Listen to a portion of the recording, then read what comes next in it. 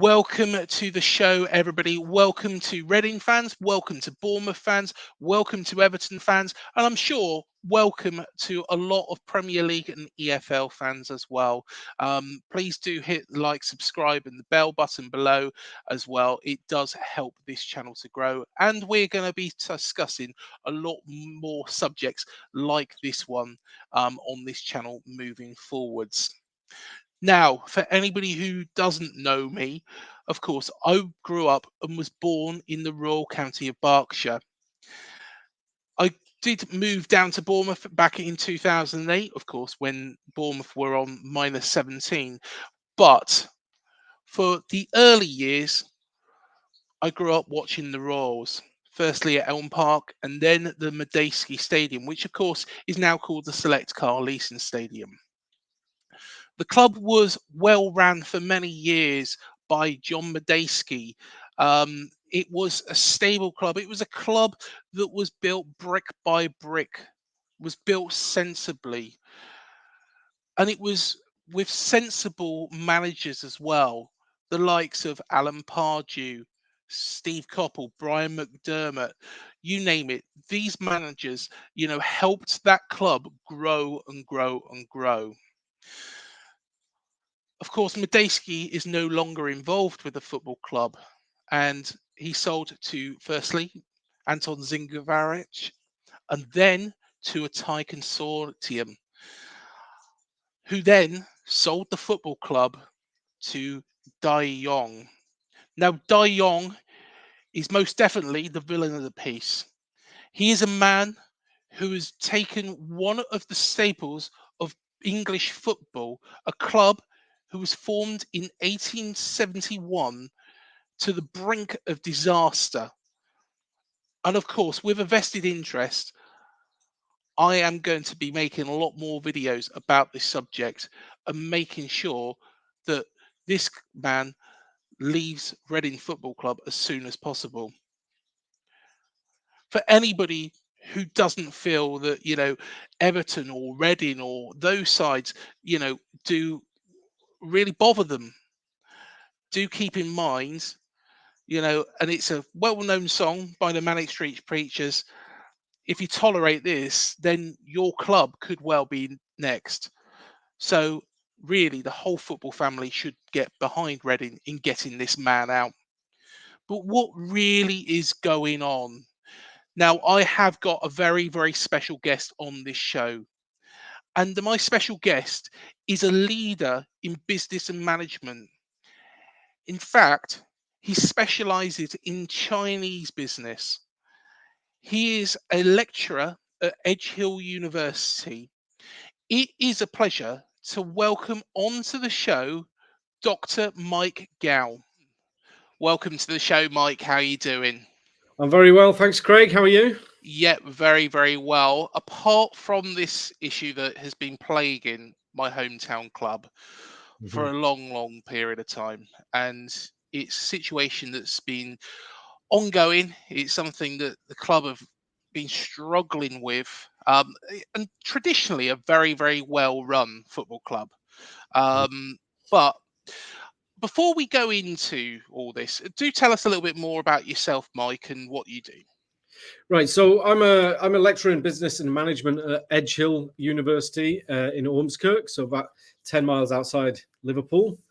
And my area of research is I have a PhD in East Asian studies, primarily a focus on China, and I research cultural industries and the role of the private sector in Chinese state building projects. So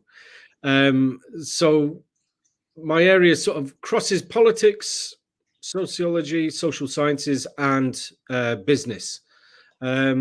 So obviously, with this story with Dai Yongge at Reading, it's something that I've sort of got interested in because of that. I mean, also because I'm an Everton fan, so we've got our own problems at the moment, as I know you're well aware, Craig. But nothing on the scale of the torment that Royals fans are going through at the moment. So So yeah, so I'm interested in this. My research has looked quite extensively at China's football reform and development plan. That's an area that I can continue to look at. So I've really been following this a lot since, I would say, 2013 onwards, and much more since 2016. Keeping up to date on what's happening in Chinese football, but also in that sort of 2016 period onwards. 2015, 2016, we saw a lot of outward investment and a lot of acquisitions of European football clubs, agents, all this type of stuff, from very wealthy Chinese entrepreneurs. So trying to keep tabs on that as well. Excellent stuff. I'm not gonna profess to be an expert in business and management, definitely not Chinese business, but what I'm going to do is try and drill down as much as possible. But let's start off with Dai Yong Mm-hmm. and how he actually made his money, because of course China is a communist state. Mm-hmm. However, I understand that there are certain rules above and below ground, and what he's done is he's built out of underground shelters shopping centres. Is that correct? And can you elaborate on that? Right. So Dai Yongge he's a businessman, entrepreneur.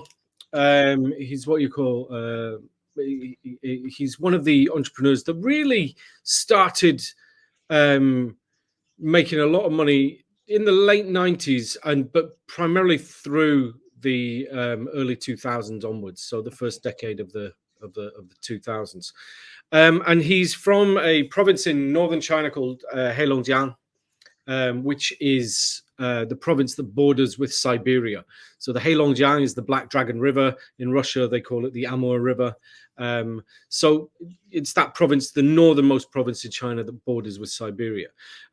So, a cold and unforgiving place, as it were. But he's a very successful entrepreneur who's ridden the wave of massive growth in China, particularly after they joined the World Trade Organization in 2001.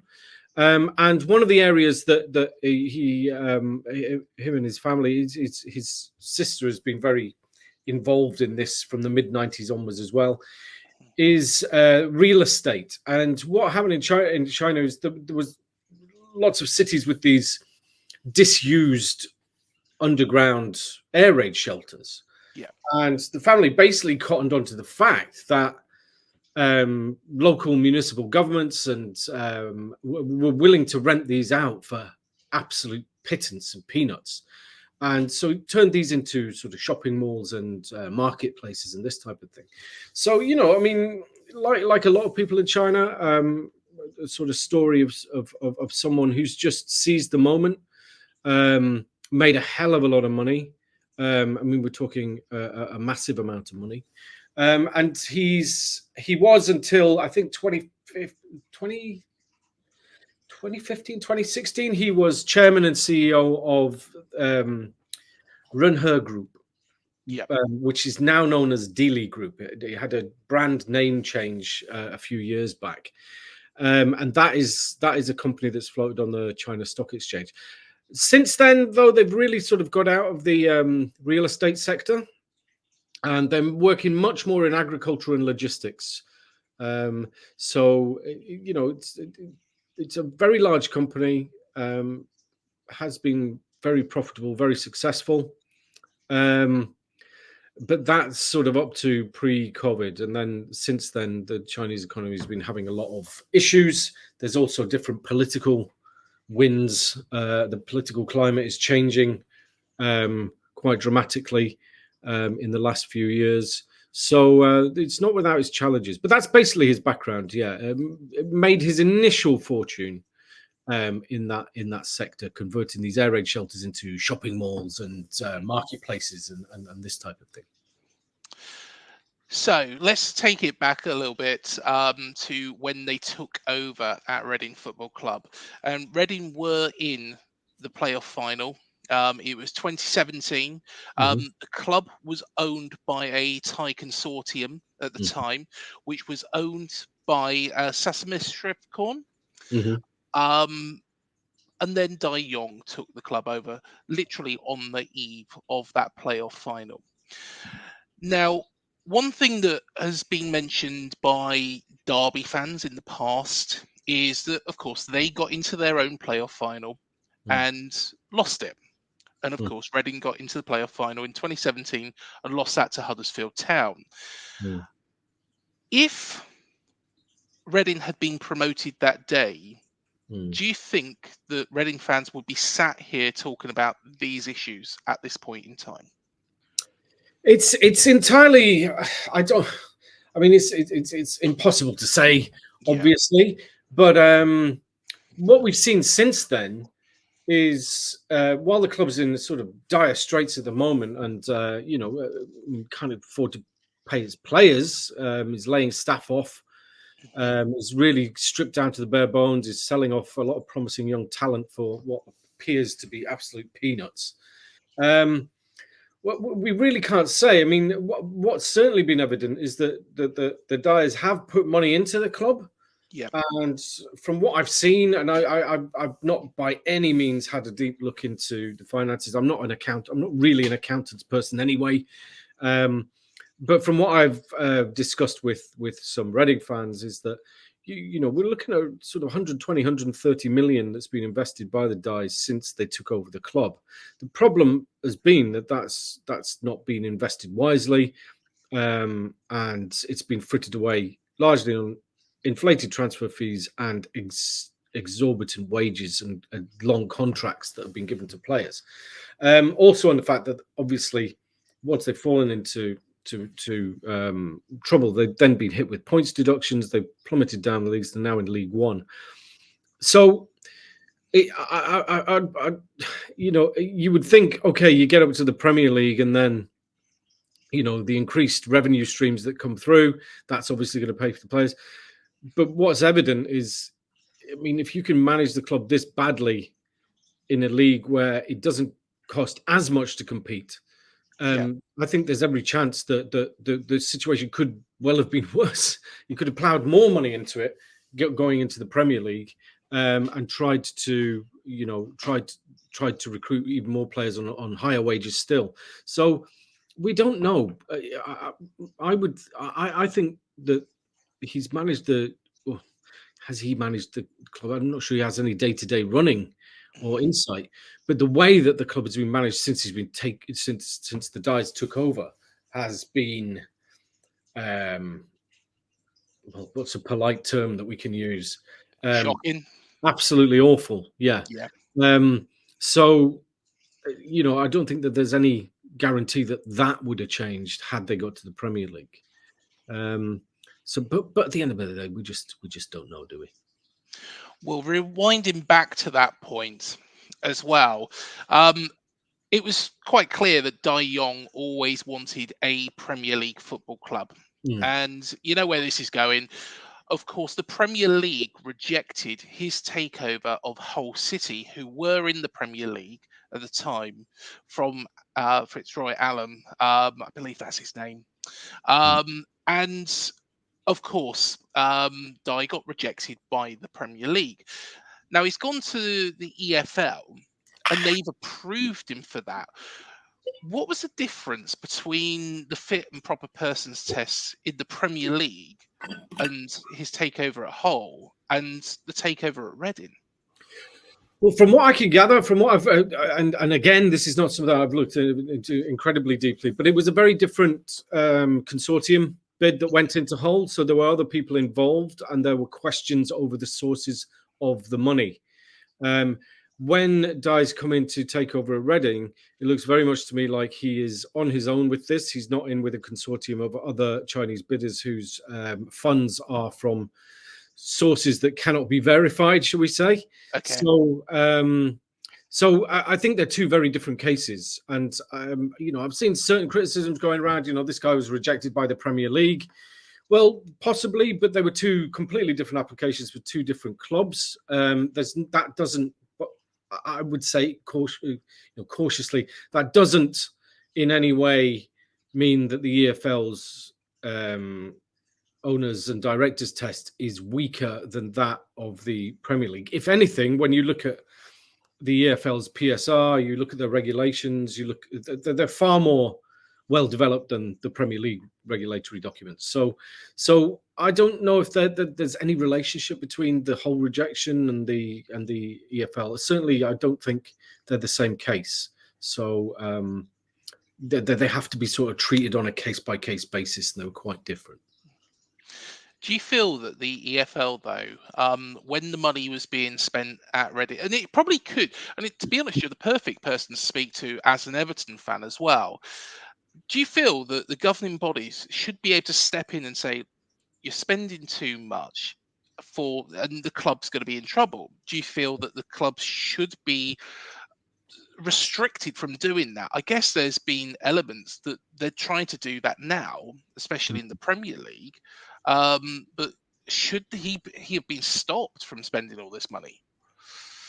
Well, I mean, this is the thing. I think you go back to about 2019, it might even be before that, 2017, 2018, 2019. I mean, Reading had a wage bill that was 200% of their entire revenue stream.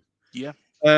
Which is, I mean, clinically insane for any business to be spending that much on wages in relation to, in proportion to their revenues. So those flags were raised. I mean, and Reading were hit with a 6-point deduction over this. The ESL was pretty. The ESL is different for the Premier League in the way that they enforce PSR as well. They've been a lot stricter with it, and they've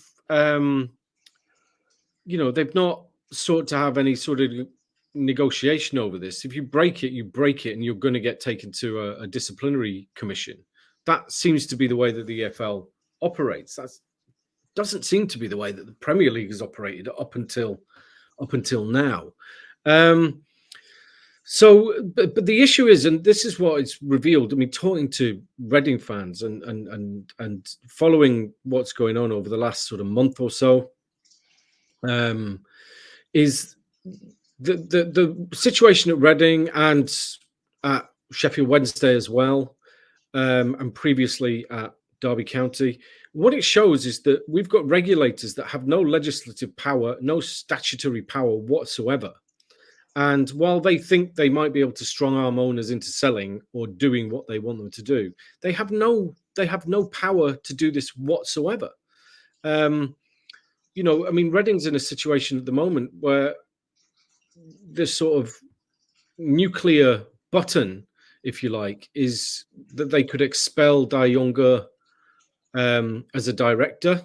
Sorry, they could disqualify Dai Yongge as a director. But my understanding of this is that if they do that, the EFL disqualifies him as an owner or director. What that does is that starts a 28-day clock ticking. And if the club is not sold by that time, Reading get expelled from the English Football League. So it's basically, and I said this to someone a couple of weeks back, it's almost like that sort of nuclear option. It's a kind of a game of Russian roulette where the chamber is loaded, but instead of pointing it at Dai Yongge's head, it's pointed at Reading Football Club's head. And if he doesn't do something about it, he's not the one that bears the full consequences of those actions. So to go back to your question, should regulators have power to step in? Absolutely. And that is a key and central question of the upcoming debate that we're going to be having on an independent regulator of English football. They need to have powers to punish and remove and sanction the people responsible for running football clubs. One thing, though, that I was thinking when, and I was even saying this to my father as well, about the situation at Reading, is that the Bournemouth situation, when Bournemouth were in administration all those years ago, it was because people had run out of money. This man hasn't run out of money. It just seems to be that he's being a stickler, that he's not actually providing the funds. Or has he actually got the money that, he says he has? Well, we've no idea. the extent of his actual wealth.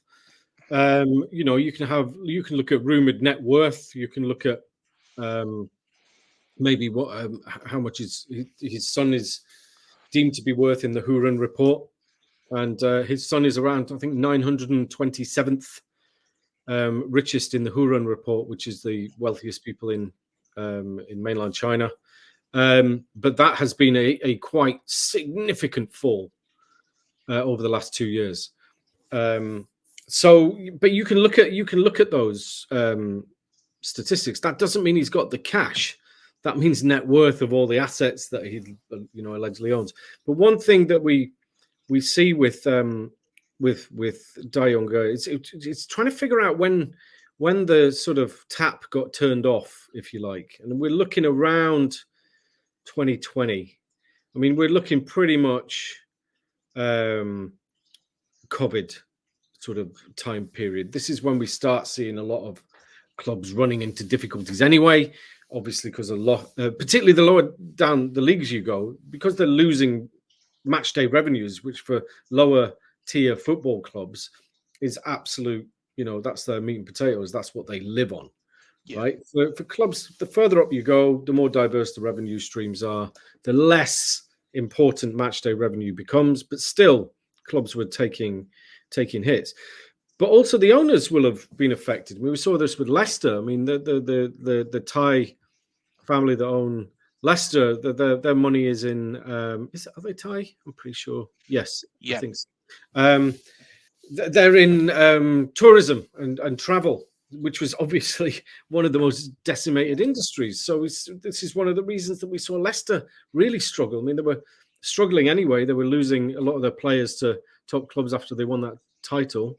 But then they end up with an owner that can't keep pumping money into the club. And this is the real problem that we've got in football, is that we've got a situation where owners can come in and throw hundreds of millions at a club, like Farhad Moshiri has done.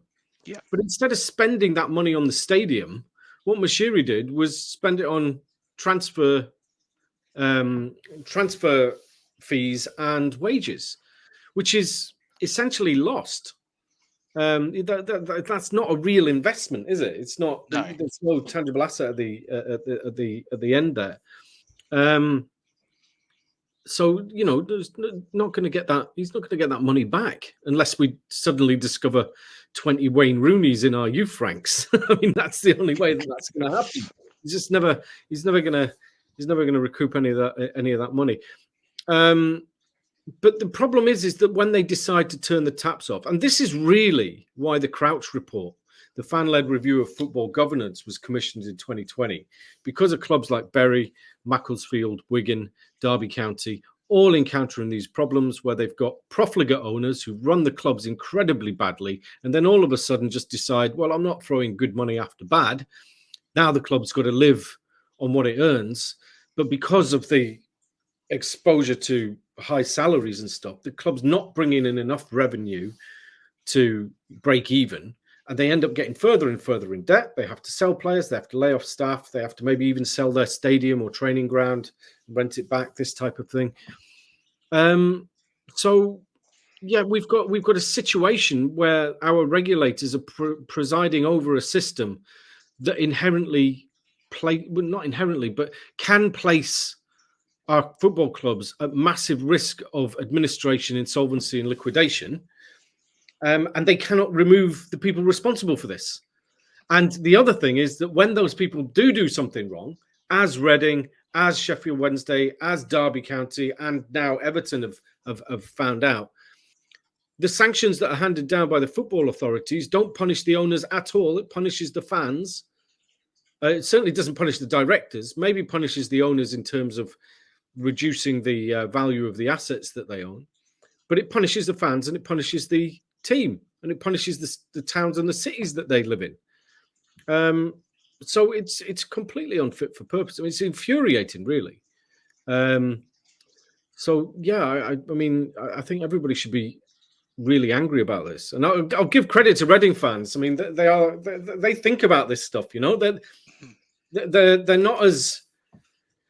They're not as fury and rage led as some of the guys that I know here in Liverpool are. If you go down to Goodison, I mean, there's some real anger.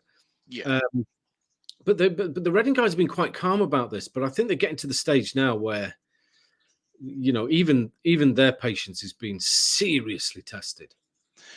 They've been very, very creative about everything, haven't they, as well? And of course, there was the pitch invasion. There was other elements that they bought, with the tennis balls, and of course, they've recently had the clown day as well. Protest or at the weekend, yeah. Yeah. So they've been very, very creative. But one thing that I and I was reading something, and this actually was a bit of a demonstration that was put together by a gentleman called Matthew. And do you notice what? Something really annoyed me is that it feels like Dai Yongge has completely and utterly asset stripped this football club. And this has to be stopped by the EFL, the Premier League, because it's destroying the history. There is Sir John Madejski, who of course built the stadium.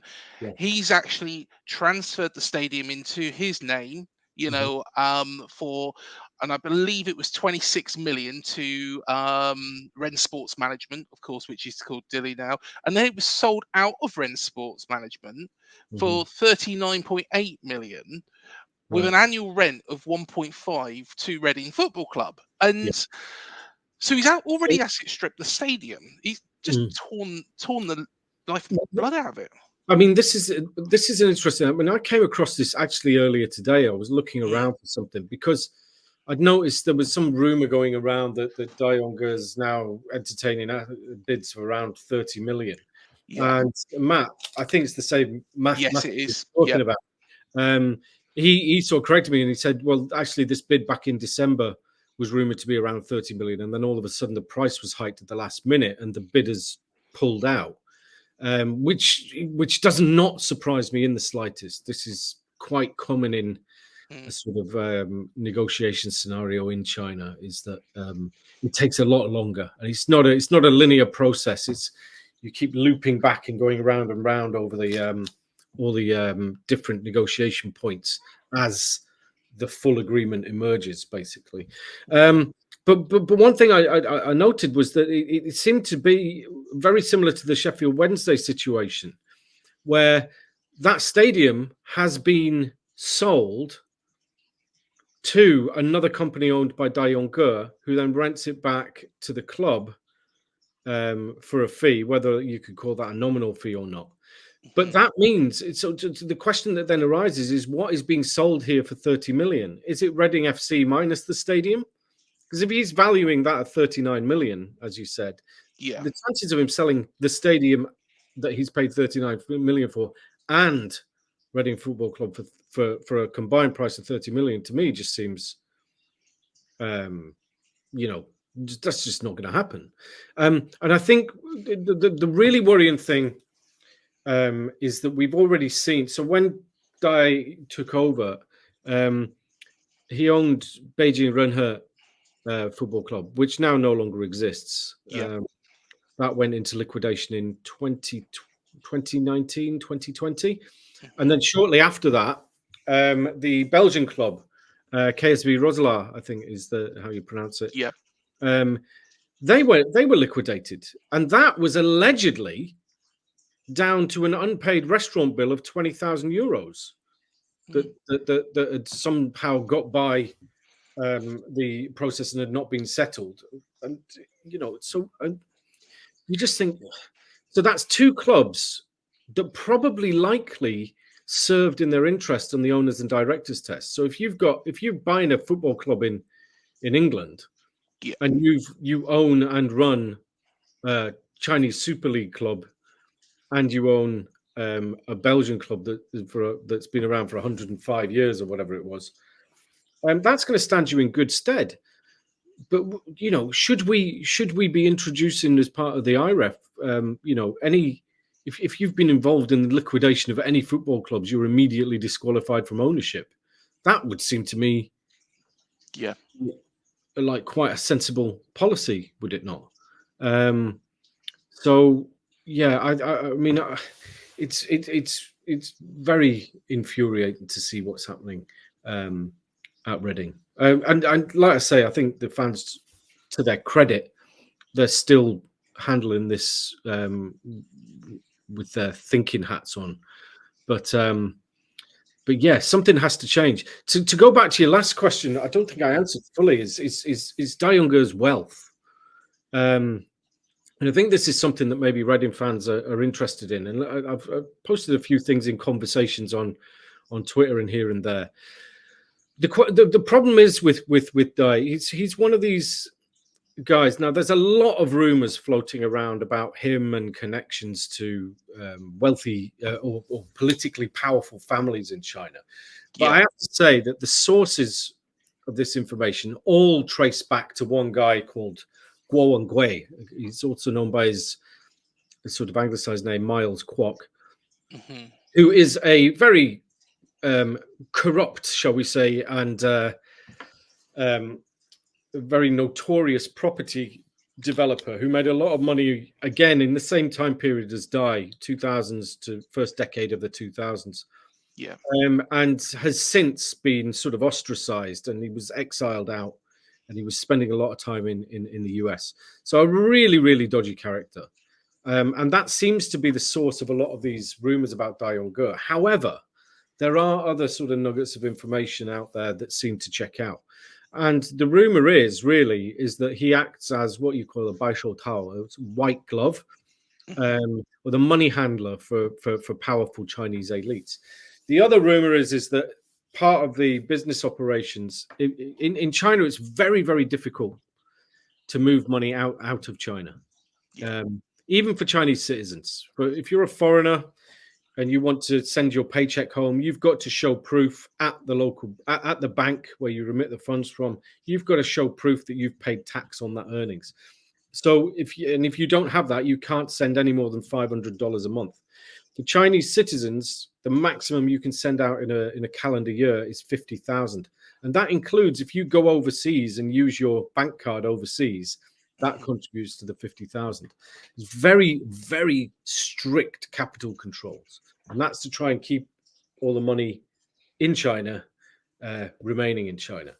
So the rumor is that Dai's family have been involved in these sort of underground banks that have helped China's middle class and wealthy, and certainly very wealthy elite, to transfer capital overseas. Now, going back to the football development that happened back in the sort of 2014 onwards, 2013 onwards, that sort of early stage acquisitions in the first term of Xi Jinping's reign, which is 2012 to 2017. We then see in 2016 this big push for a football development in China. And that's when we start seeing Chinese companies like Wanda goes over to Spain and invests in Atletico Madrid and builds the new stadium there. We've got other companies with Inter Milan investing there, also buying sports agents. This seemed to be another one. There was a massive investment in some of the major sports agencies that control player transfers and what have you. And we also see individual entrepreneurs like Dai Yongge coming over and investing in Reading. We had Chinese investors in Wolverhampton Wanderers as well, I believe. So this is a spate of sort of acquisitions and expansion overseas. Now, there was always the narrative that why they're doing this. Well, it's because the Chinese football clubs want to learn how to do these things. So they're coming over and they're buying up stakes in some of these successful clubs. Well, maybe, but I think a big reason for this was that there was a political incentive to do this. By getting on board with this, you're showing support for a key policy of the new Xi Jinping administration, just as they're moving into their second term. But also, is what this allows to do is if you've got an acquisition overseas, it makes it a hell of a lot easier for you to move money around and to get your money out of China. And we see this with Dai. And any sort of thread you pull on to look at where his money comes or how much money he's got, usually ends up a British Virgin Islands holding company. And there's three I've been able to sort of trace. So the first one is Well Something Investments, and they own a single share for this Runher Sports company that owns Reading Football Club. So Dai himself does not actually own Reading Football Club. It's owned by a company, which is then owned by a company based in the Virgin Islands that has one share, the single share that's ever been issued for that UK-based company. So that's a kind of dead end. But what I did find out was that there are a number of cases back in China and in Hong Kong that seem to be putting a massive question mark over, if not his wealth, then certainly his liquidity and his cash flow. So, yeah, I think this is something that should have alarm bells ringing. And the question is how desperate is he to sell? Is it a case that he absolutely needs cash to service other debts and service other losses that have been made? Or is it a case where he can afford to let Reading FC go under if he still owns that stadium and then just liquidates the thing? I mean, is that, if we look at it in pure cold bottom line terms, which decision gives him the better money? Is it selling the club on, or is it liquidating it? And I don't know. I've not had a look at any of the books in that level of detail. But one thing that does worry me is the fact that it looks like he owns the stadium through another sale company. So what is up for sale? This is a big question I think we need to figure out. Is it just the football operations? Well, the stadium I know is protected by Reading Borough Council, so that can't actually be used for anything apart from sporting purposes. It's very much like Dean Court in Bournemouth. It has to be used for sporting purposes, Right. and that's a really, really good thing. And I believe that the training ground talks have also been going with Woking Borough Council, because Bearwood's outside of the remit of Reading. About that also being protected. I don't think it is at this moment in time, but the training ground, I believe, falls under the remit of the football club. And looking at Matthew's, fantastic diagram, actually, it looks as if you've got Reading Football Club, then you've got the Community Trust, Bearwood, and then the women's team. You've got the stadium owned by Dai Yongge, but then you've got the hotel, and also Royal Elm Park, which is another interesting one, owned by the Thai consortium. So is it a case that, the Thais, we should also be pointing the finger at them because they have asset stripped the football club as well? Well, I think the original takeover by Dai, I think, was for 75% of the equity in the club, with the Thai consortium retaining 25%. But from my understanding, that now has since then shifted, and it's around 95% owned by Dai. I could be wrong on that. I'm sure some Reading fans will correct us if we get these figures wrong. But ultimately, I mean, I think these are not these are not the things that we really need to be too worried about. It's more that the sale has to go through as quickly as possible, and there's a few reasons for this. Just so, from maybe a perspective that's not discussed as extensively in the sort of English football circles, but there's, as I said, there's several things that have cropped up when I've been digging around on Dai, on Chinese state media and various other sort of websites. So the first thing that comes up is that he's recently. So what we've got is we've got Hong Kong and we've got the People's Republic of China. Okay, so these are distinct legal jurisdictions. Okay, Hong Kong, yes, is under control of China, but it has its own legal system. It has its own economic system. It is ostensibly a different system to the mainland. So what's happened in Hong Kong is that very recently, I think around the early January, second week in January, we start reading about a judgment on the mainland that the High Court in Liaoning province, which is another province in northwestern China, has ruled on one of two civil cases where Dai Yongge is named as a defendant. So you've got two cases where Chinese state-owned banks have taken Dai Yongge and Dealey Group to court because of inconsistencies in loan applications. So it looks like what's happened is Dai has had control of certain companies. He's taken out loans. Those companies have acted as guarantors on those loans. And then he sold the companies without telling the people buying them that they are on the hook for these loan repayments. So obviously, I mean, this is non-disclosure, basically, like totally out of order. So the first of these cases has been ruled on by this court in Liaoning, and that has passed down a judgment that Dai and his fellow co-defendants are on the hook for 1.175 billion RMB, which is about 130 million pounds. So they're now contesting that, but it was because of these two cases, and one of them's still pending. We shouldn't be too much longer, maybe another few months before we find out about that one. That's not as much money. It's around the 1 billion RMB, so around the 100 million pounds mark again. But the first case was about 3 billion RMB, and the ruling was that they had to pay about 1.175. So, but still, it could be another 25 million pounds that the guy's got to pay back. So we'll wait for that judgment. But the interesting thing is that these two cases in the mainland are the reason that Dealey Group has suspended trading on its shares in Hong Kong on the Hong Kong Stock Exchange since November 2022, I believe.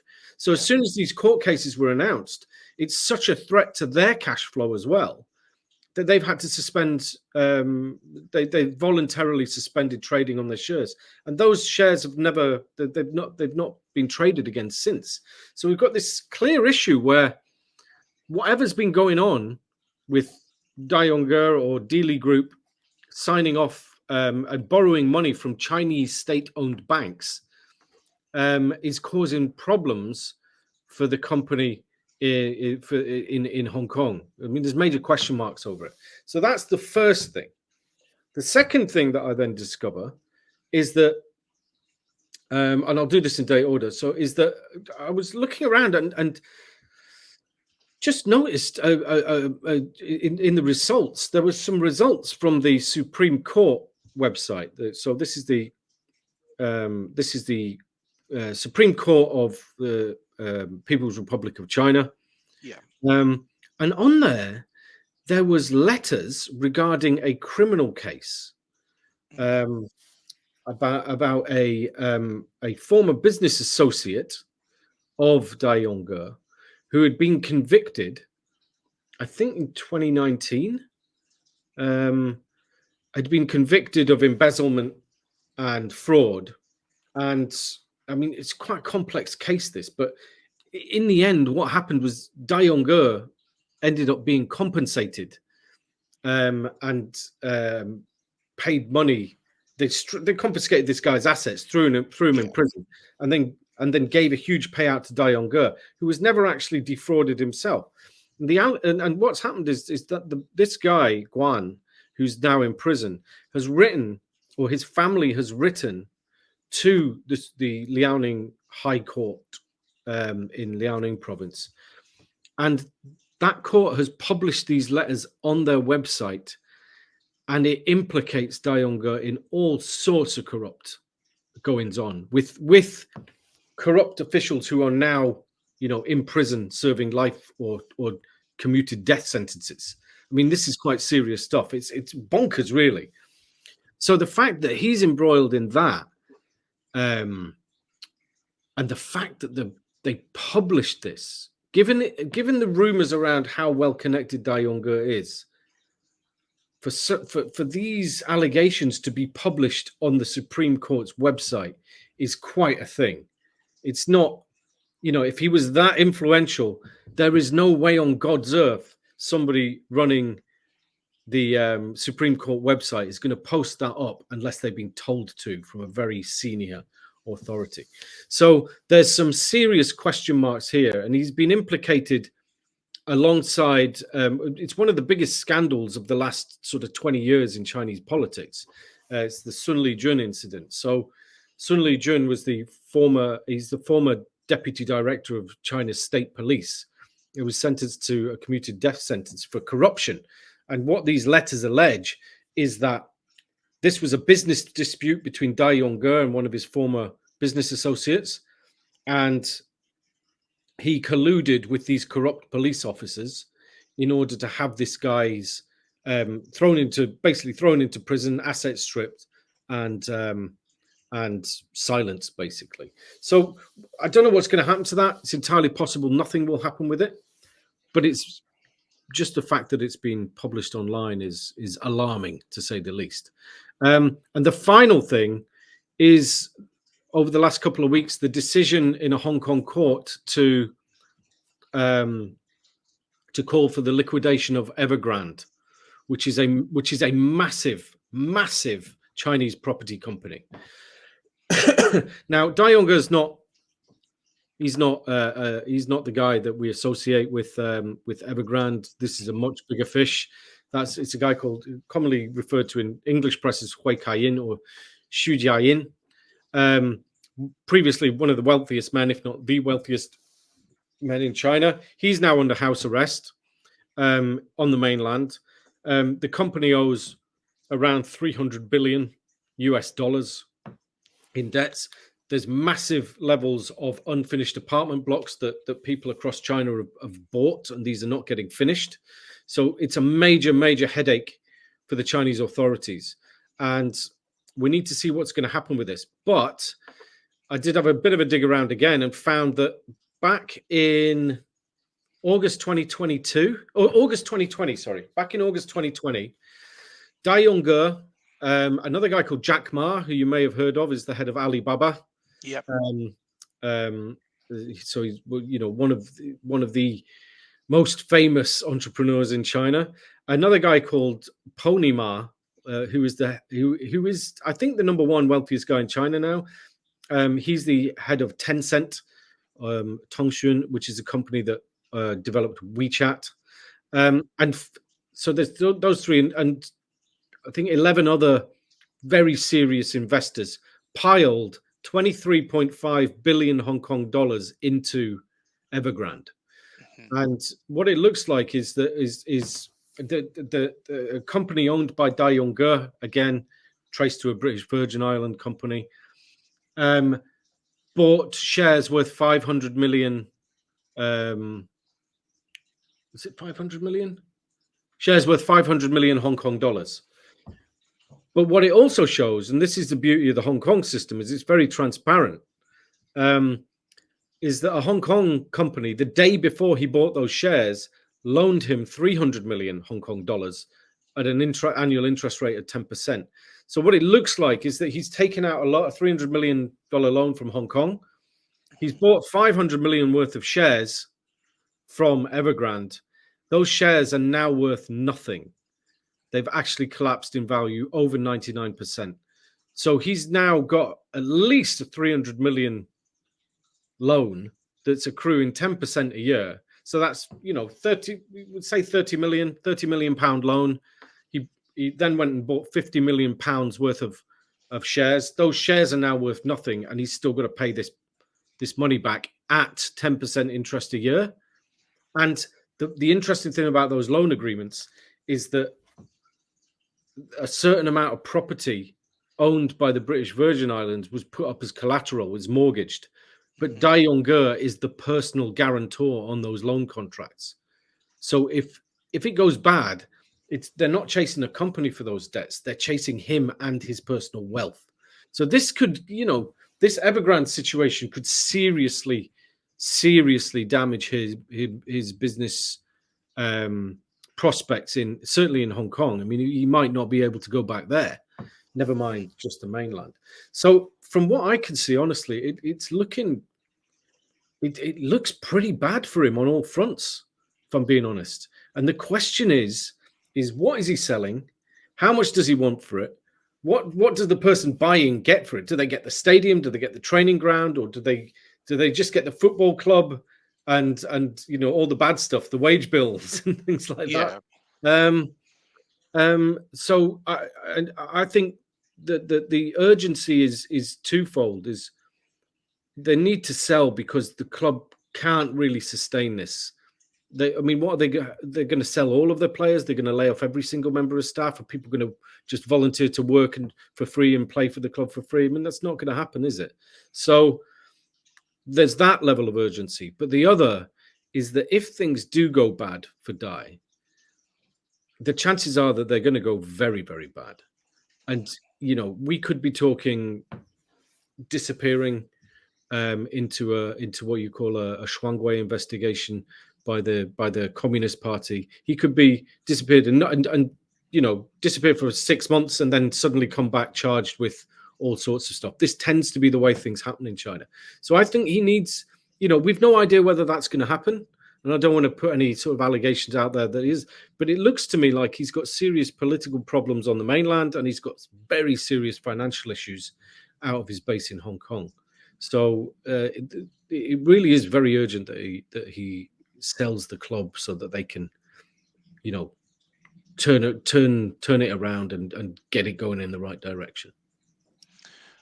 One thing when I saw the piece earlier on today is, and of course the 30 million was mentioned as price, but also he wants a certain percentage for any future promotions. Now, I personally think, and I'm not sure what you think, Mike, I think this is ludicrous. And if we take this away from football, if somebody sells a house and that house is worth 200,000, and then the next owner comes on and builds an extension and a conservatory, you can't turn around saying that you've sold that house for 200,000 and say, I want a bit of any future, pot, any futures, profit. And this is basically what he's done. He's kind of held. Is he actually selling the entirety of the club? Is he going to sell the majority of the club? Because surely if he sells the majority of the club like he should do, which is the only thing that the fans will be happy with, he should have no right to anything after that point. Well, if it's in the contract, he will have a right to it. But this is the thing: is he not? One thing you've got to understand is we tend to have this view of,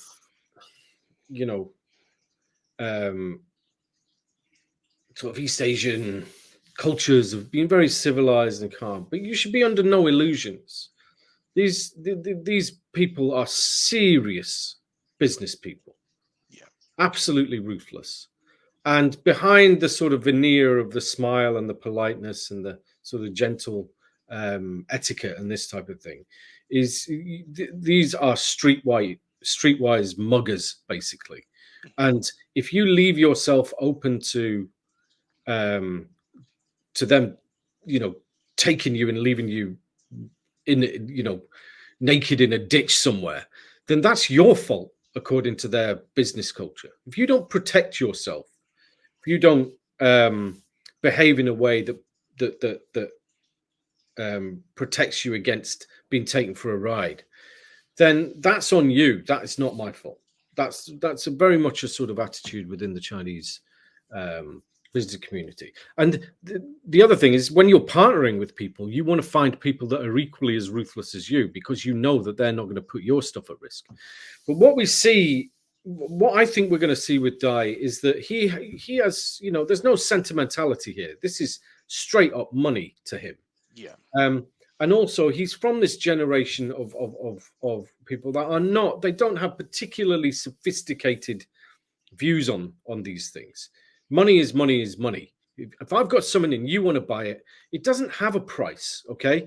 We have this sort of obsession in the West of like looking at balance books and trying to accurately predict the value of a company, right? Yeah. And then saying, right, this company is worth, Reading FC is worth, according to the balance sheet, if we look at this, we can form a persuasive argument that it's worth 30, that it's only worth 25 million. So we'll put in a bid for 25. But Dai Yongge's not that type of business guy. He's a realist and he knows that there's only one Reading club. And if you want to buy it, you've got to pay me what I want. Do you see what I mean? This is not a negotiation as far as he's concerned. He's got what somebody else wants. It is, how much is it worth? It's worth however much Dai Yongge can get out of them. That's how much Reading Football Club is worth. So what we end up with is you end up with a negotiation sort of system in China, which isn't really about agreeing things. It's about figuring out what the other side wants so that you can stop them from getting it. And that is the mentality that Dai will take into any discussions. So if you go in there and you sit down and you say, right, look, we've got a consortium together, we've got 30 million, we're really keen, we want to buy this club, it's good for you, it's good for me. Dai Yongge is just going to sit there and think, this is Christmas. You've just told me that you've got 30 million. Right, well, I think I could probably, waste 3 weeks, 4 weeks of your time negotiating with a 6-week deadline. And then in that last 2 weeks, then I'm going to start pushing the price. I'm going to become reluctant. And then you're going to think, well, we've wasted so much time. We need to try and get the extra money from somewhere else. This is how it's going to roll, definitely. So what whoever's going to come in and buy Reading needs to figure out very quickly what Dai wants. And I don't think anybody out there, myself included, really has any idea what he wants, right? So how can we negotiate with that? How can you go into a room and get the better of somebody when you've absolutely no idea what their end goal is? The other thing as well that I wanted to flag up with you was, of course, Select Car Leasing have been paying the players' wages and the staff wages for a period of time as well. I believe it's 2 months or 3 months. Of course, there has been numerous times, and in fact, it's on the 12th of each month. There's no reports as yet if whether or not he's actually made that transfer out of China into the club's bank account to actually pay the players and the staff. This is where this disqualification has come from.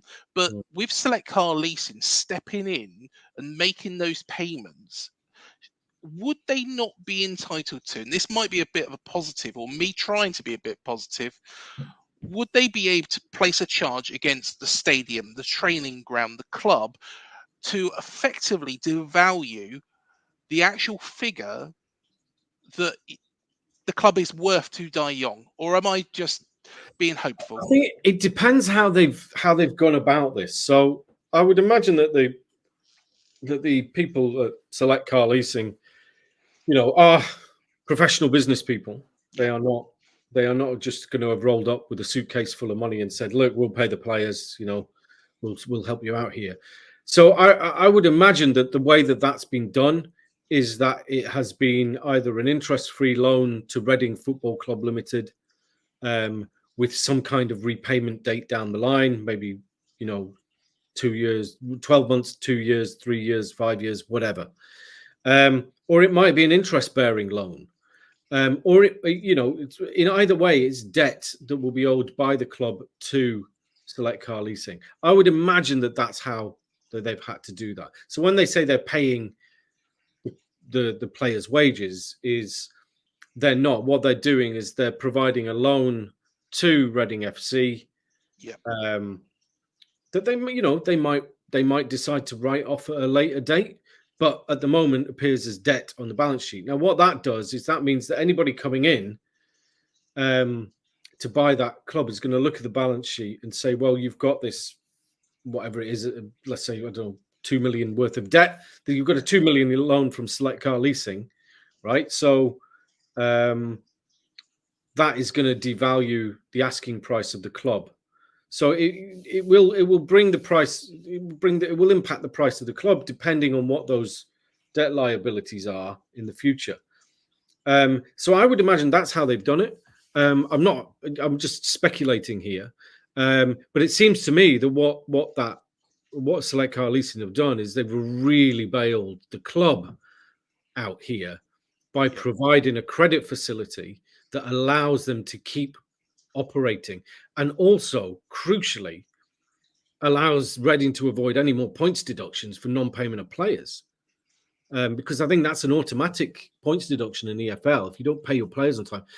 On the money is that money is never going to be transferred from mainland China. So I think the issue is that the EFL has told Dai that he has to transfer 125% of a month's wage bill to Reading FC. Otherwise, he would be up on disciplinary charges, which has already gone through. He's been given an £80,000 fine for this. It was originally a smaller amount, then it's been up to 80,000. I mean, this is nothing to him. He's not going to bat an eyelid at 80 grand. I mean, he'd spend that at a restaurant on a night out. But the money that he transfers in is very likely going to, maybe not even Hong Kong, but from some of these shell companies. He's hiding a lot of money overseas in the British Virgin Islands. Almost everything comes back to a BVI company when you check it out. The question, but I don't think he's going to put any more cash into the club. It looks to me like he's very cash poor at the moment. I don't think he's got a lot in the bank, as it were. He's got assets. He's got his son. He transferred. His son is the CEO of DD Group now. But then there's also his sister as well. I mean, I don't think enough people may be looking at her, but she's a minority shareholder in Reading FC by all accounts. From what I've seen, it's run her sports group, and that's owned by a shell company based in the British Virgin Islands. But we have regulators. The EFL don't have any teeth. There's nothing that they can do to force him to sell Reading Football Club. So, the cards are in his hands at the moment, unless there's some other leverage that they can figure out. But it's very sad, very, very sad state of affairs.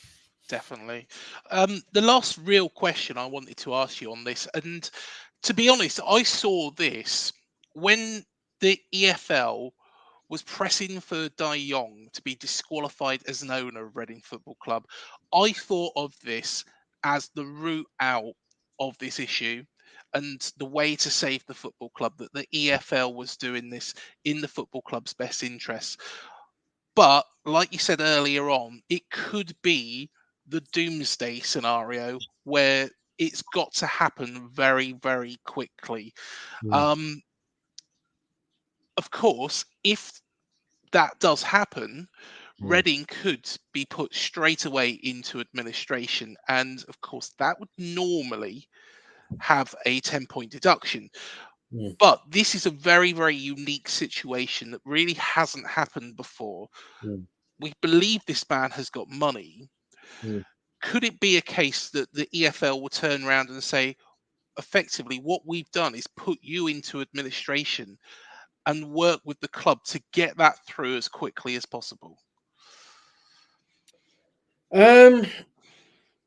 Honestly, I'm just not sure what's going to happen. I mean, I think that this issue that if disqualifying Dai as an owner would launch Reading Football Club into a 28 days to sell or really die scenario. There is nothing that I've seen so far from Dai's conduct that would reassure me that he would do the right thing. And I think any Reading fan asking themselves that question, do you think that he would sell within 28 days? But the gun's not, like I said, the gun's not at his head, it's at yours. Yeah, exactly. I don't think there's a single iota of trust left in the Reading football supporting community with Dai Yongge. And I would not take any chances, because the simple matter of the fact is that's a power play to try and force him to sell, when he knows and you have no legislative or statutory power to make him do that.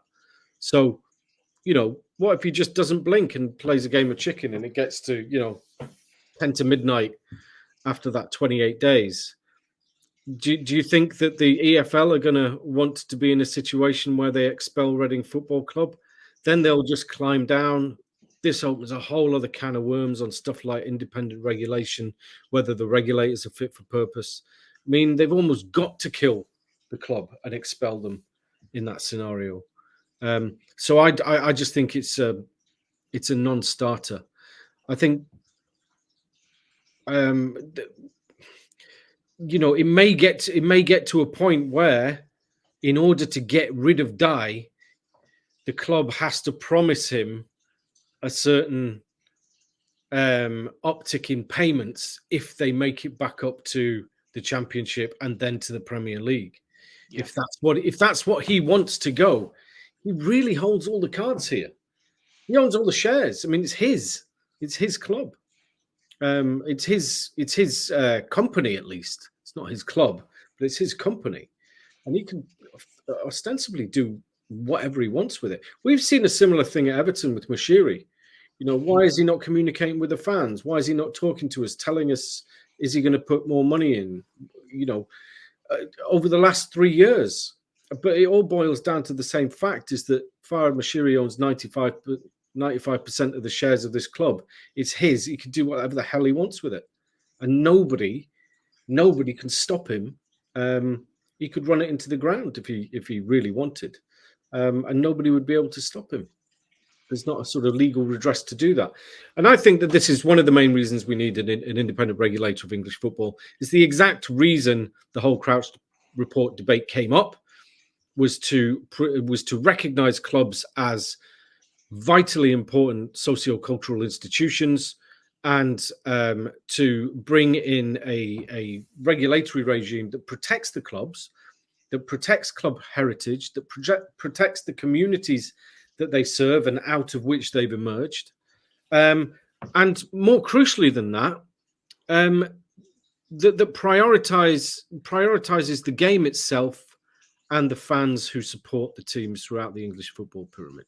Because at the moment, we don't have that. We've got a self-serving set of regulators that are both the beneficiaries of and the police of a system that they have created. I mean, it really is staggering. If it was in any other industry, it would be, we would have shut it down years ago. So we'll have to see what happens with it. But I just hope that Dai sells up as quickly as possible. I just don't have much faith that it's going to be an easy process to get him to sell. I think he's going to squeeze every last drop out of any potential buyers. But let's hope I'm wrong. Well, it's not what Reading fans, and it's not what I wanted to hear, but it is the cold, hard truth, unfortunately, at this moment in time. And, I think until there's a point, based on what you've said, until there's a point where, something happens that, like you say, he holds the cards, the EFL forcing his hand, could spell absolute disaster. Whereas, initially I was all excited when I heard that, but it's a case that, that could be the thing that kills the club. But well, look, I mean, we don't know, and it's entirely possible I'm wrong, that the Dai genuinely wants to sell. I think if that was the case, the club would have been sold back in December. It seemed to be clear that there was some serious bidders in there. And for whatever reason, at the last minute, there was some sort of change of the conditions by Dai.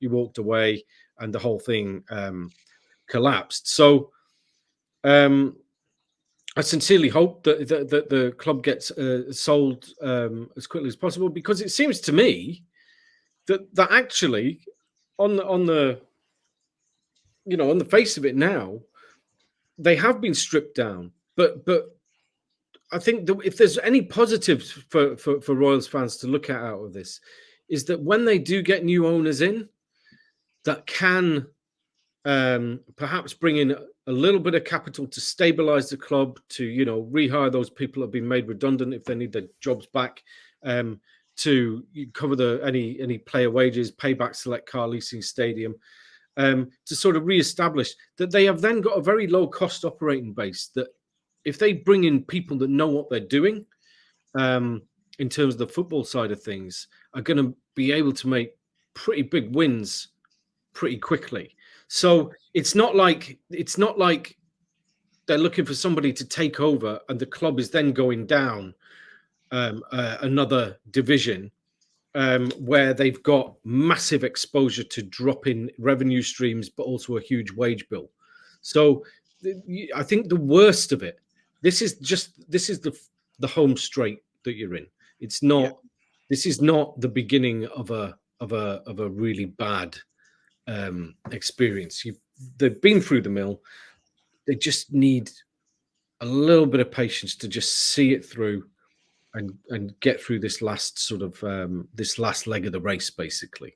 And it's just that it's just the uncertainty and the flying blind with it. We don't know what Dai wants. We don't know what his motivations are. We're just going to hope that there's some willing bidders out there to give Dai whatever he wants, but also to negotiate very, very hard with the guy.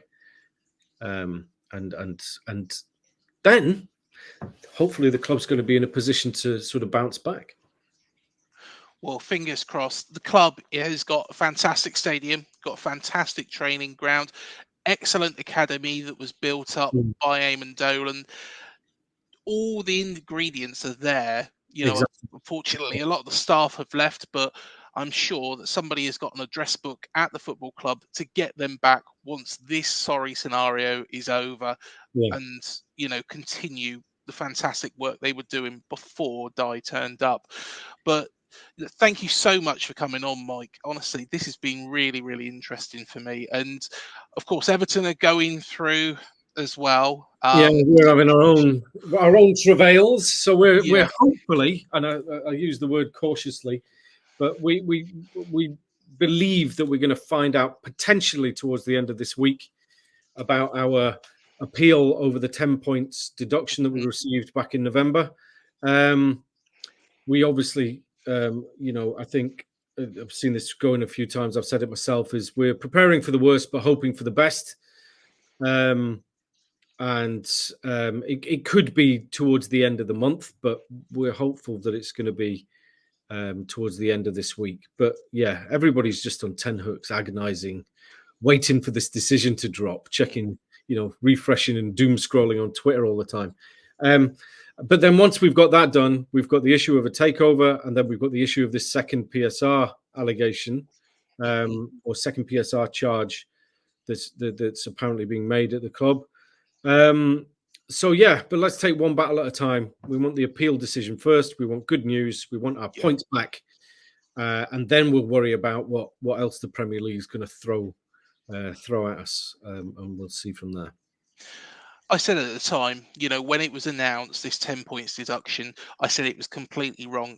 From a Bournemouth perspective at the time, because we were down there, it could have worked in Bournemouth's favour. However, it is not right. It is not right. And the thing is they're setting a very dangerous precedent, because the evidence I've seen is incredibly poor. And especially when you've got Man City and Chelsea with 115 charges, and Chelsea, I made a prediction, really, it was an open prediction that Chelsea was going to be involved in this at the time, and evidently it was. But you can't hit Everton and punish Everton for one charge and not punish Man City and Chelsea for multiple more. And what they should do is the Man City charges, if they are going to uphold Everton's points deduction, they need to start going through the Man City ones straight away, one by one, and start deducting them points for each one. not leaving it, until they've looked at 115, because how long is that going to take? Yeah, I mean, I'm not sure on the nature of the charges at Man City. I mean, it is clearly a much more sort of complex issue. The reason that that Everton's case has come forward first is because it's a pretty cut and dry allegation. You've spent over a very clear, crystallized loss limit of 105 million over 3 years cumulatively. We've lost 19.5 million over that, according to the Premier League. So it's a cut and dry charge. But the issue with it, I think a lot of Everton fans, myself included, very annoyed about is that the burden of proof seems to be on us to prove that we didn't do that.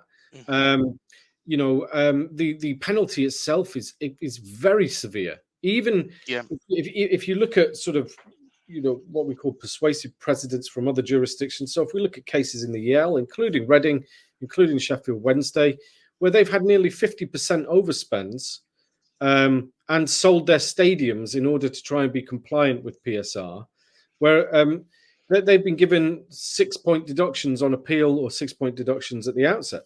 We've been given 10 points straight away, and we're building a new stadium. I mean, it just doesn't compute really. So we think that it's incredibly excessive as a punishment. But my own view is that the PSR, and I've asked so many people this, and it's surprising how many people are commenting on PSR. They conflate two terms. They say FFP versus PSR. FFP is strictly a UEFA term. And it's very different because UEFA is a league, right? If a club goes bankrupt, it is not UEFA's problem to deal with, right? UEFA deal with only the top clubs who qualify through, winning trophies or winning their leagues in their competitions. What they're concerned with FFP is that is that clubs don't overstretch themselves, obviously, but that they protect the integrity of the European competition.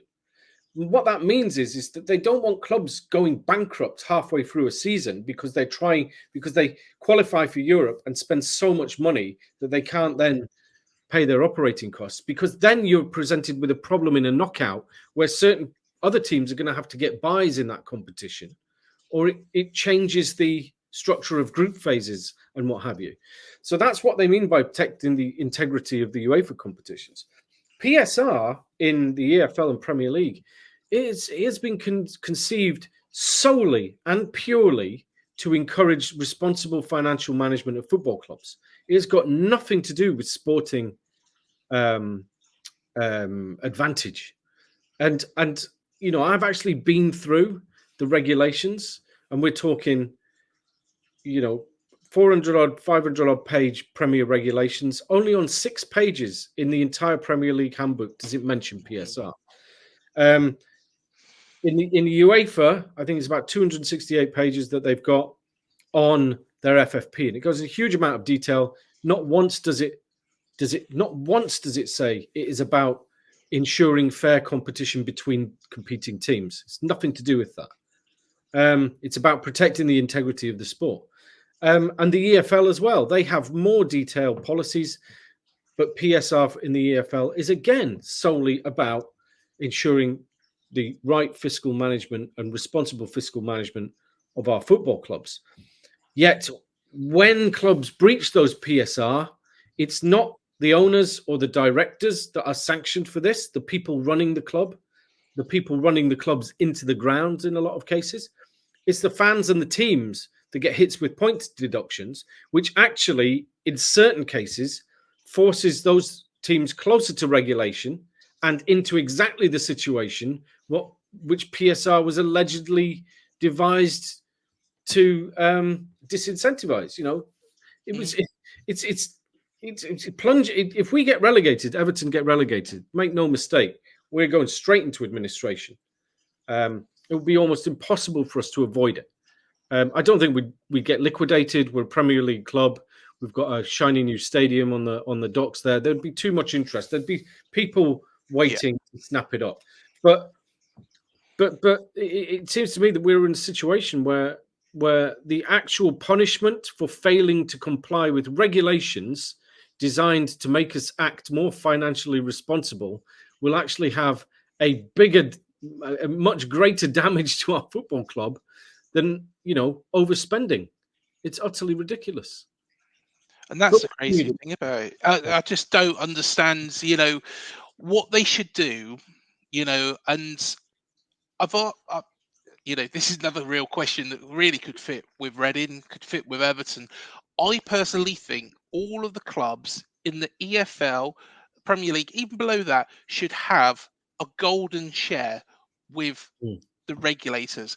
When a team is promoted to Premier League, transfers to Premier League. When a team's relegated, transfers to the EFL, to make sure that this sort of scenario doesn't happen, because Everton, again, were a very, very well run club, Mm. for a period of time. I know around about 2004, the club was on shaky ground. And of course, David Moyes got the club into the Champions League. Yeah. Just yes, we finished fourth that season, but that was Yeah, the season they won in Istanbul as well, wasn't yeah, it? exactly. And so we ended up having to go through a qualifying round, and then there was a disastrous game, and Pierluigi Collina became the most hated man on Merseyside, the blue half of Merseyside at least. But yeah, just going back to that point you mentioned on the golden share again.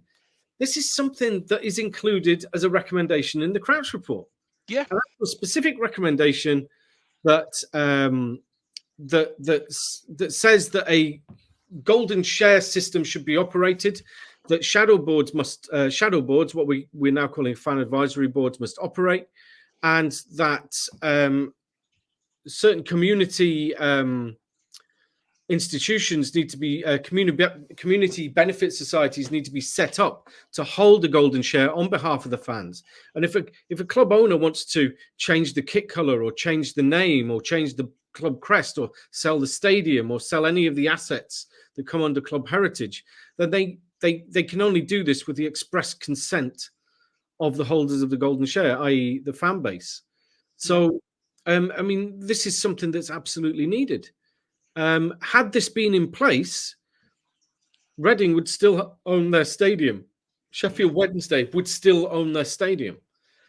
They might have been hit with an even harsher sanction in terms of PSR, but they'd still own their stadium, and they would likely, that would likely have had more severe consequences for the owners on owner and directors tests or possibly disqualification. But if we get this independent regulator of football, we are going to get it. It's definitely happening. It's 100%. But the big question is how much power will it have? What's its statutory power? What's its legislative power? Will it have the power to eject irresponsible owners? And then, even on a temporary basis, take over the running of clubs that are in financial distress.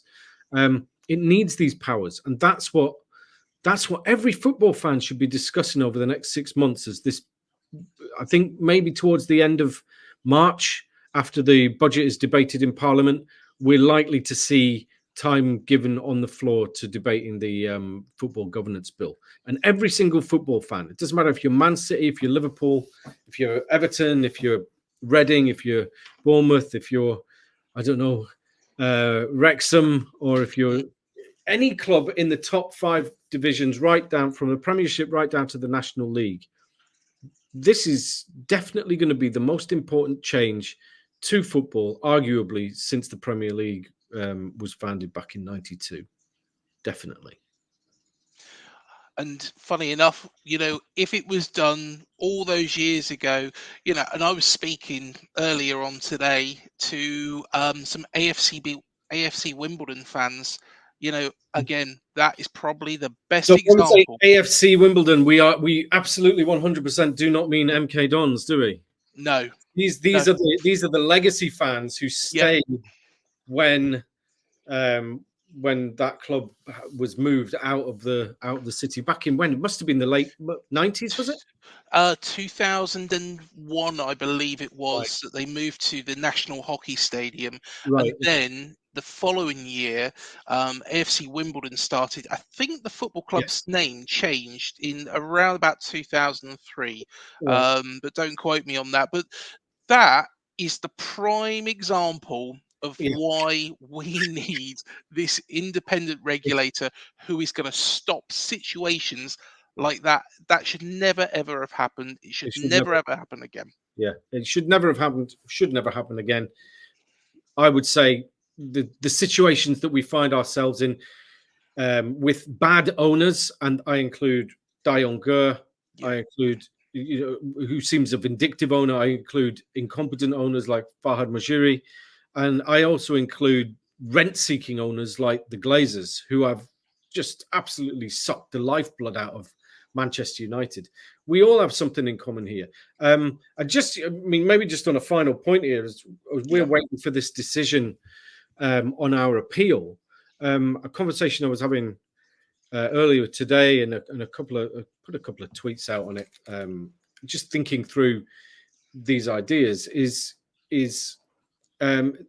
whatever decision. If Everton do get a 10-point deduction and that decision remains, this sets what we call a binding precedent. So any club that faces PSR, this is going to be the benchmark that affects them.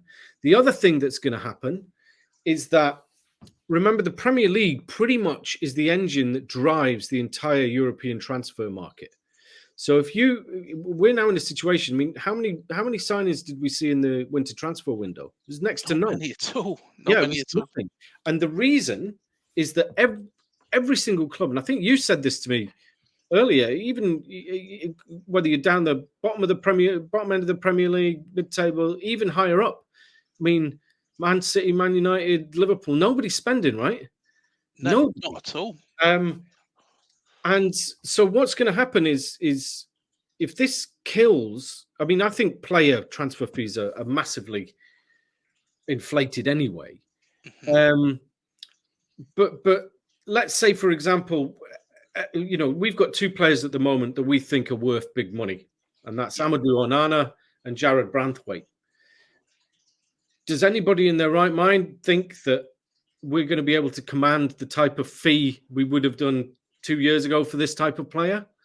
I mean, I'd be surprised in the summer if this judgment stays. It is going to absolutely depress the European transfer market for at least the summer transfer window, as all clubs scramble to overcompensate and make sure that they're compliant with PSR, because none of them want to risk that 10 point. So, in that sense, maybe PSR works. But what it's also going to mean is that a club like Everton, who are building a new stadium and are probably banking on the idea that we can sell either Onana or Branthwaite this summer. There's allegedly 100 million price tag being slapped on Branthwaite, or 60, 70 million for Amadou Onana. There's no way on God's earth we're going to make that money if the transfer market's depressed. It's probably going to be more like 40 and 50 million. yeah, And that's no good to us. Maybe for Branthwaite, we might be able to take that because he's got such a low book value. But for Amadou Onana, he's worth 25 million on our books as it is. And then we've got to kick 20% of a fee. It might be the profit, but I think it's 20% of any transfer fee has to go back to Lille. So we'll end up with 10 million to spend on a replacement midfielder. I mean, the ramifications of this decision is way beyond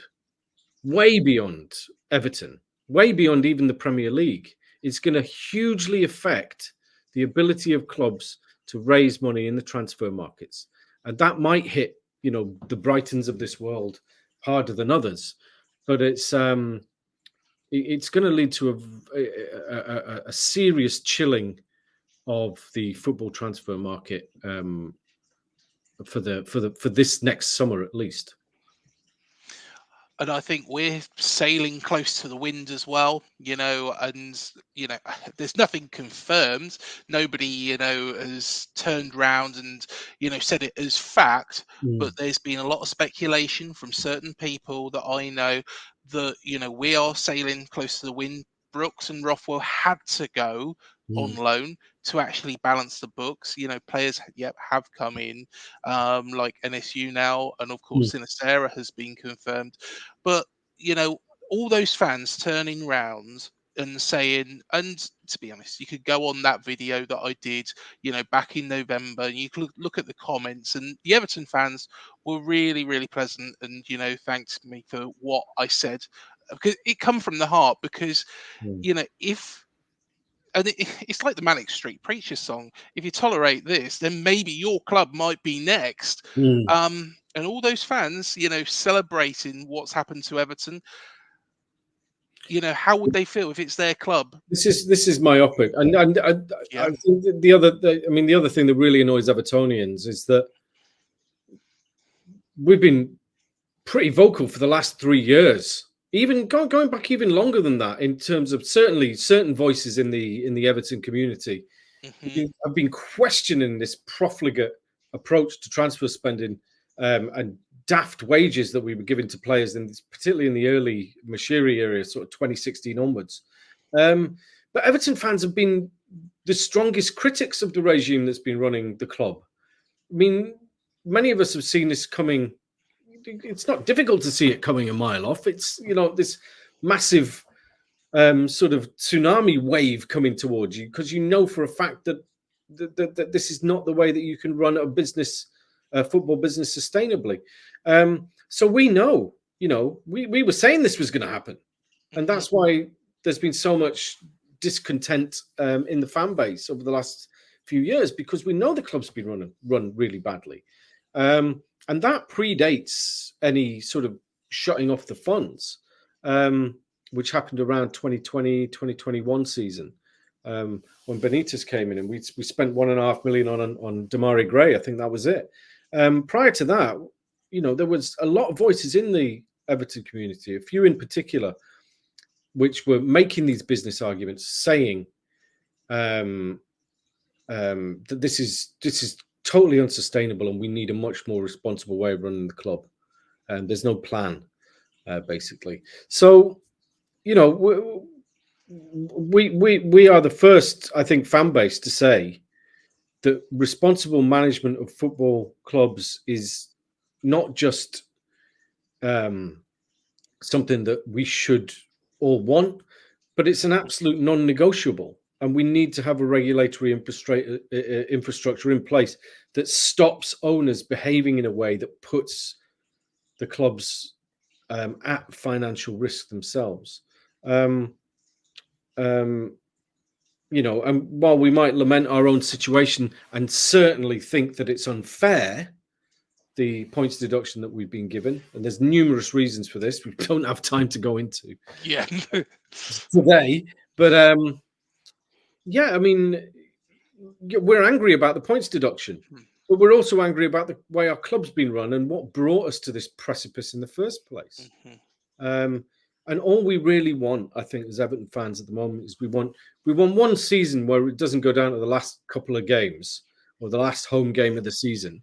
So 2 years ago, it was game 37. Last year, it was, I believe, against your chaps. I think you were safe, but we needed to win that game. And that 1-0 victory was just absolutely what a relief. We just want a season where we're safe on 40 points by like game week 30, before we then have a last season at Goodison, and then we can get into Bramley Moor Dock. We want to. I think that's another thing that Everton fans desperately want, is to give Goodison Park the proper goodbye that it deserves, because it is a fantastic. It's a fantastic old stadium. Yeah, it is. And, the atmosphere there, it's a stadium I absolutely love going to. It's so tight and everything's just packed and you're on top of it. Whereas you go to a lot of modern stadia now and you're really far away from the pitch, or, You're not high enough up. You can't see all the action. Yeah. Whereas Goodison's, it's not. I wouldn't say it's certainly not cozy, but it's not that sort of intimidating. But it's just so close, and everything's just so visceral. I think is probably the best word. It's a beautiful, beautiful stadium, and we'll be very sad to leave. But it needs to be given a proper goodbye, definitely. Definitely. And, fingers crossed, on Thursday, which is when it's expected that you'll get the 10 points back. Personally, I think that's what needs to happen to So stop. do I, but I'm not expecting anything. It's Everton, so Well, fingers crossed for yeah, you, Mike. no, Fingers crossed. I I know that appreciate you'll that. put us down a couple of places, but hey, at Yeah, the end of we'll be the all day, right. I'm sure it's you'll what's be right fine. for football. It's what's Yeah. right for football. Well, that's But it. I don't think any club, and I was going to say this earlier, I completely forgot. Reading, Sheffield Wednesday, Derby County, these clubs should not be suffering points deductions mhm, for the corporate malfeasance and idiocy of alleged professionals who are paid to do their job properly.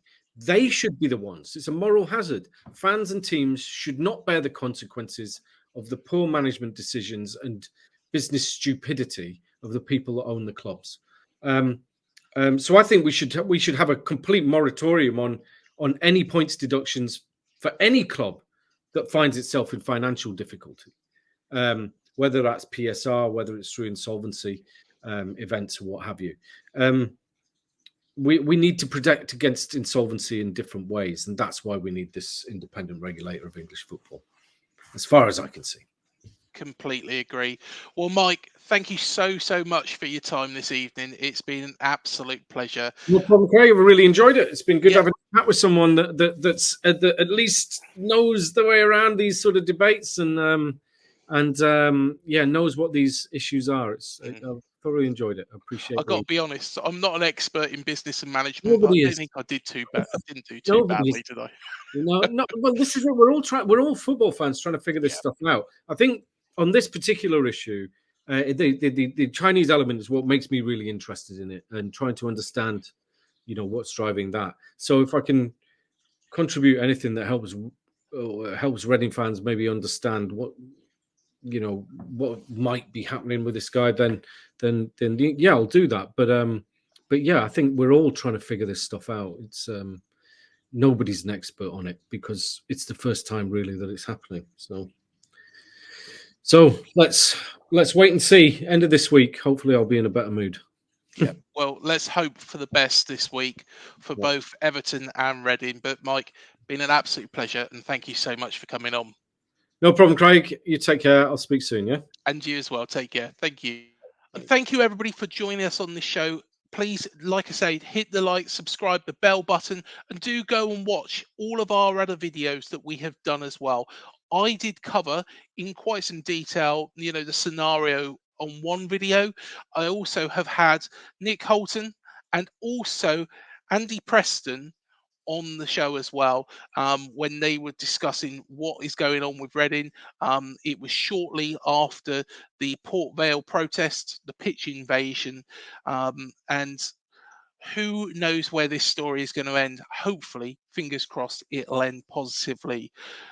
Like I say, we do hope as well that the Everton situation is sorted, and any other clubs that are going through, similar to what Reading and Everton are going through, get those situations resolved, because no club should be going through what Reading, Everton, or any other club are going through. So, like I say, please do hit the like, subscribe, do check out the other videos. Let us know your thoughts in the comments below. And thank you again for joining us on this special show. We'll see you soon.